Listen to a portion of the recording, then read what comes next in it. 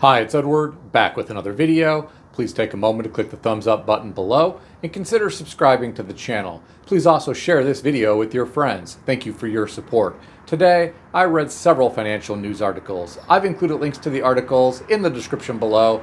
I encourage you to read the articles to support the authors and news sources. As a private American citizen, I'd like to report and share my transformative thoughts through commentary regarding small sections of these articles that are of public interest. Today, I read an article on foxbusiness.com written by Kristen Altus titled, Gen X Advised to Stop Spending Due to Largest Wealth Gap of Any Generation. The author of this article referenced Schroeder's 2023 U.S. Retirement Survey and said, Generation X has the largest retirement savings wealth gap when compared to any other generation. The study revealed that people between the ages of 43 and 58 say they need $1,112,183 for a comfortable retirement, but only expect to have $661,013. That gap of $451,170 exceeds the estimated savings shortfall facing millennials and baby boomers.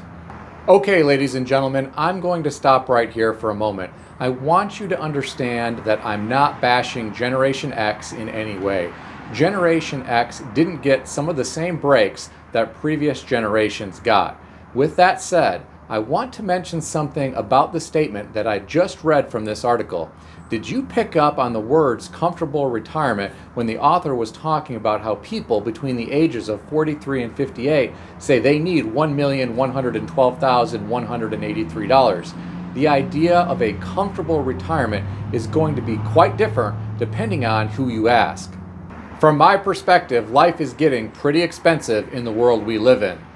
When applying the 4% rule to $1,112,183, that would generate $44,487.32 in income per year. On a monthly basis, that would be $3,707.27. For people who put this money into a 401k, keep in mind you put that money in pre-tax, so there are likely going to be tax implications when you take that money out. I'm not going to get into taxes because that will vary depending on whether you are single or married and how much money your spouse is bringing in and if you file jointly. You can figure all of that out with your tax professional. Let's just run with the figures that I've shared with you so far. Add the $3,707.27 per month to what someone will receive from Social Security, and that might provide enough income for a comfortable retirement for someone with a modest home that is paid off, a modest vehicle that is paid off, and for someone who does simple things in life. Keep in mind the average Social Security check as of August 2023 was only $1,705.79. We aren't talking about a lot of money here. Now, for people who are high earners during their working years, they may be bringing in a lot more money than that in Social Security. Please keep in mind that this average amount will increase year after year as more people in Generation X approach retirement age. But the cost of living will also increase, thereby reducing the buying power of that larger amount. So while someone living modestly may feel comfortable during retirement with this amount of money, this may not be the case for someone who is a renter in a large city who likes to lease expensive new vehicles every 2 or 3 years and enjoys traveling to fancy resorts, shopping for designer clothes and shoes at high-end retailers, and dining out at trendy restaurants and always ordering top-shelf alcohol with meals. For someone like this, he or she would probably not be comfortable at all. He or she would probably feel destitute. Depending on the source that you look at, there are a variety of definitions for the word comfortable. One that I like is free from financial worry and having an adequate standard of living. I think the second type of person that I described would not be free from financial worry. Someone like this would be getting the credit card statement at the end of the billing cycle and be frustrated that Social Security plus the $3,707.27 being drawn down from his or her $1,112,183 isn't enough to even pay the balance owed, let alone make the rent payment, utilities, leased vehicle payment, car insurance, etc. Someone like this may ask, where did I go wrong? Why didn't I save more for retirement? Why can't I have the same standard of living that I had before I retired? What am I going to do? Getting back to the article, the author extracted a quote from the U.S. Retirement Survey. This quote came from Deb Boyder, Schroeder's head of U.S. Defined Contribution. She said, and I'll quote, "As the first generation to head into retirement, largely without the safety net of a defined benefit pension plan, the stakes are higher for Generation X and the margin for error is lower." Well, ladies and gentlemen, I think Deb Boyder is right on the money here. It is going to be interesting to see how the grand experiment turns out in the long run. What I mean is, many corporations decades ago phased out pensions and replaced them with 401k plans. For some people, this may be very problematic. Unlike a lifetime pension, a 401k plan may not provide enough income during retirement years, and it's possible you could run out of money before you die for a variety of reasons, including but not limited to market conditions, poor investment selections in a portfolio, or withdrawing too much money.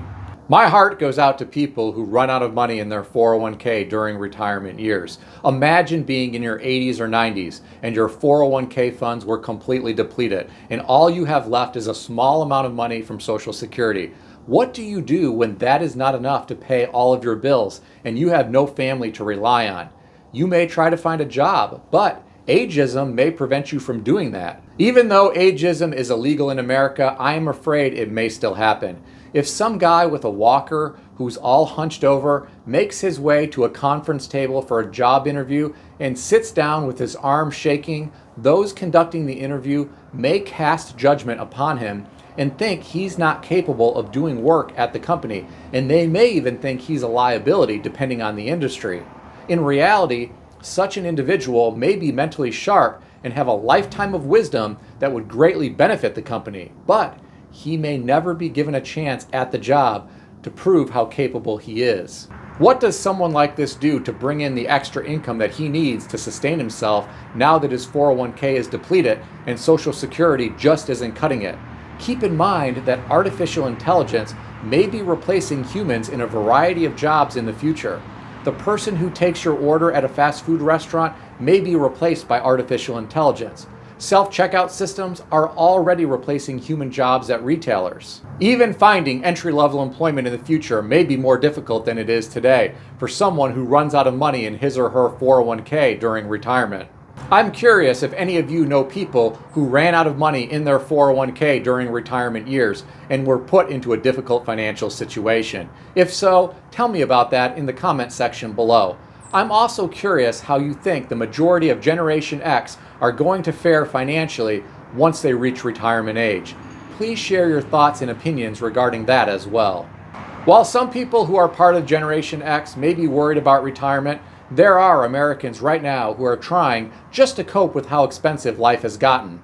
I read an article today on Yahoo Finance written by Dylan Kroll, titled, "Here's Why Some Americans Are Working Through the Holidays." The author referenced a survey of 1,014 full-time employees conducted by Calendar Labs that found 1 in 4 employees plan on working through New Year's Eve, and almost 1 in 5 will be on the job New Year's Day. Ladies and gentlemen, please keep in mind this is a small sample size, but the results of this survey are still interesting. According to the author, that's not just retail workers who typically have rough holiday schedules. Overall, 44% of non-retail employees plan to work during the holidays this year. Well, ladies and gentlemen, I am sure some of these people may be working during the holidays because they love their jobs. I am sure some don't have a family and the holiday season is depressing to them, so they might as well work and get through it. While this may be the case for some individuals, I am sure there are others who are forced to work by their employers, or they need to work in order to make enough money to pay all of their bills, since life has gotten so expensive in recent years due to inflation. To my point, the author of this article references Dan Schwabel, a workplace expert and researcher who said, "Inflation has squeezed Americans financially." The author referenced a finding from the survey that revealed almost a third, 32%, of study participants said the number one reasons they would stay on the job during the holidays is because of steep prices. I feel bad for employees who are either forced to work during the holidays or they need to work during the holidays to afford life as we know it. They may be missing special moments with their family or friends, and that is unfortunate.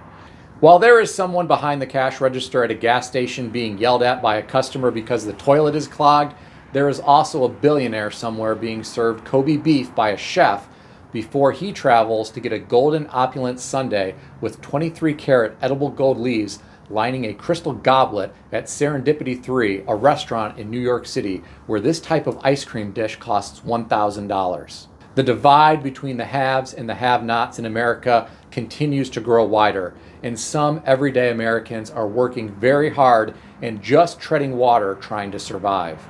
Do any of you have to work during the holidays? If so, tell me about it in the comments section below.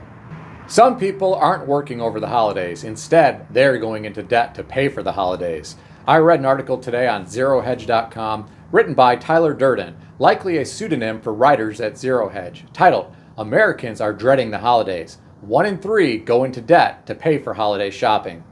The author of this article referenced NPR as saying, roughly half of Americans are dreading the holidays this year due to added financial stress. The author went on to talk about high interest rates, stubborn inflation, and the resumption of student loan payments that make it harder for people to get into the holiday spirit. Well, ladies and gentlemen, I can understand why it may be difficult for some people to get into the holiday spirit. Financial stress can keep people up at night. This kind of stress could even cause mental or physical problems. I truly worry about individuals who are struggling like this. The author of this article referenced a survey from LendingTree last year that found about a third of Americans plan to go into debt during the holidays. He referenced a new study by the Achieve Center for Consumer Insights that found half of respondents will use credit to pay for the holidays this year. The author said, and I'll quote, "The situation is a lot worse in 2023. He did share some good news though. The survey respondents indicated 37% said they expect to pay down their debt in just 2 months, but there's a good chance it will take them much longer. Here's my question. What about the other 63% of people? Do they plan to just pay high levels of interest on that debt with no real plan for how to pay it off? If so, that is very disturbing to me, given how much credit card companies are charging for interest these days. I worry about people who are entering a debt spiral just to fund the holidays. I'm not being critical of these people. I am truly worried for them because some may not fully understand the future ramifications of their decisions to take on this debt. What do you think about the findings of this survey? Share your thoughts in the comments section below. Please keep in mind that everything in this video is for entertainment purposes only, and nothing in this video is financial advice or advice of any kind. If you need advice, seek advice from a qualified professional in good standing who puts your interests first and foremost. If you enjoyed this video, consider subscribing to the channel. Please also consider sharing this video with your friends. I want to extend a special thanks to everyone who has subscribed to this channel. I want to also thank all of my channel members. Check out some of the great books that I suggest you consider reading in the description below. I've included Amazon affiliate links to these books. As an Amazon associate, I earn from qualifying purchases. Stay healthy and wealthy. I'll see everyone in the next video.